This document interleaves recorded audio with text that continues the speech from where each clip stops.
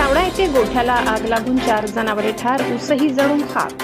भोकरदन तालुक्यातील धावडा येथील दुर्दैवी घटना. एक जनावर गंभीर जखमी, शेतकऱ्यांचे मोठे नुकसान. जालन्याच्या भोकरदन तालुक्यातील धावडा येथे शेतातील गोठ्याला लागलेल्या भीषण आगीत 4 जनावरे दगावली तर एक जनावर गंभीर जखमी आहे. या आगीत शेजारील 1 एकर ऊस शेतीही जळून खाक झाली असून शेतकऱ्यांचे मोठे आर्थिक नुकसान झाले.